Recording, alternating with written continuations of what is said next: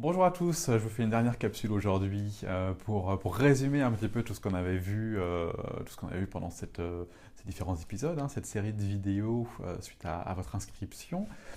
Je pense que vous avez bien compris l'utilité d'apprendre à se connaître. Je pense que c'est vraiment un fondamental, la connaissance de soi, pour comprendre nos mécanismes de défense, nos peurs, nos croyances, nos visions du monde, sortir d'un conditionnement, arrêter les schémas de répétition, arrêter de faire toujours la même chose parce qu'on a toujours les mêmes actions, qui ont toujours les mêmes conséquences, qui nous emmènent toujours dans les mêmes endroits, et ainsi de suite, hein. Ça se retrouve vraiment dans notre vie générale. Apprivoiser son ego. C'est vraiment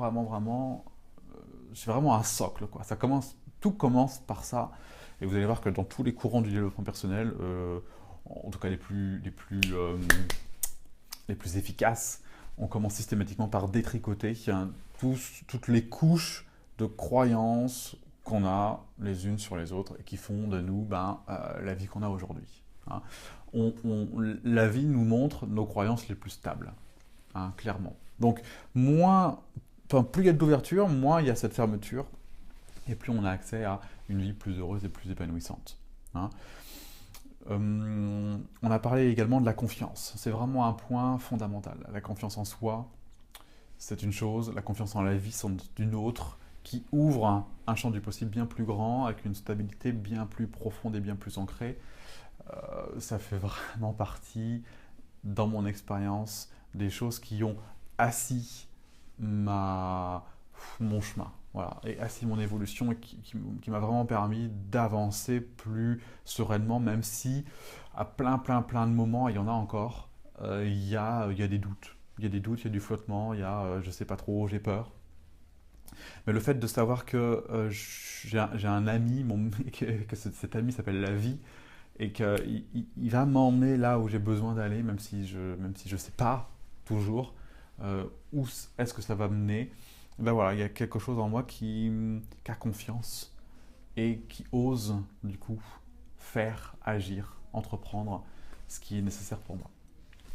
Et puis cette notion d'autonomie, de dépendance affective qui nous invite à plus d'amour envers nous-mêmes, qui nous invite à se poser la question de pourquoi j'entre en relation, c'est quoi mes intentions réelles, où est-ce que j'en suis entre moi et moi, et qu'est-ce que j'y mets dans cette rencontre. Est-ce que je suis prêt à grandir ou est-ce que c'est juste pour faire un peu comme tout le monde ou avoir moins mal. Voilà. C'est vraiment une notion qui nous invite à la conscience. Le couple, c'est vraiment un tremplin de conscience et si on le vit comme ça, c'est vraiment beau et c'est vraiment pour ça qu'on aime notre partenaire parce que grâce à lui, grâce à elle, il y a, il y a une croissance qui s'opère, quoi, qui est colossale. Mais ça ne peut exister ça que si on y va pour cette raison-là. Si on y va pour une raison de remplis-moi s'il te plaît parce que j'y arrive pas tout seul, on n'a pas accès à cet éveil de conscience. Voilà, donc il faut vraiment choisir son camp. Et c'est pour ça voilà, que je vous invite à faire ces trois choses, ces trois étapes qui sont pour moi vraiment le socle pour l'ouverture. Voilà. En plus de ça, je vais vous ouvrir, si vous nous rejoignez, au groupe privé sur Facebook, un groupe privé qui s'appelle Les Chercheurs Sincères. C'est le camp de base des chercheurs sincères, sur lequel il y a beaucoup d'échanges.